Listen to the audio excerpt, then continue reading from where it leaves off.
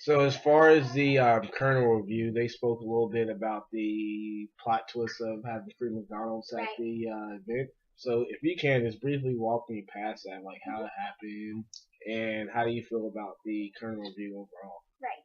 So McDonald's contacted the advisor in charge of the event, Sean, and the director, also in charge of the event, Britton, who's the director of pop culture currently. McDonald's reached out to them and asked if they could provide free food via food truck at the event.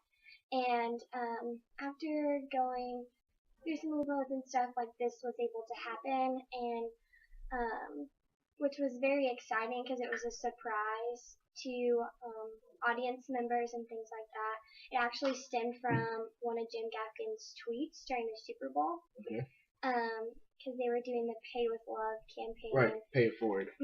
Yeah. So it actually stemmed from one of his tweets. So he had to do a couple of jumping jacks on stage, and then McDonald's was going to provide the free food. So it was pretty funny.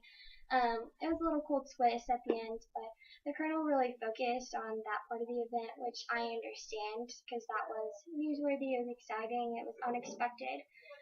So it's what someone would be interested in reading, but I sometimes wish they would have focused a little bit more on the event and what students took away from the event and how they really enjoyed themselves, because the event wasn't ever originally about McDonald's or the Right. free food or anything like that.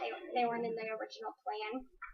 So the original plan was always Jim Gaffigan, to give students an event that they would enjoy and bring hilarity and comedy in a tasteful way to campus. So it would have been nice if they continued on that route, but I understand why they wrote about the McDonald's thing because it was so surprising and unexpected. Okay. So overall, just to wrap up this brief interview, would you say the event was a success to the board standard and to what UK students consider success also?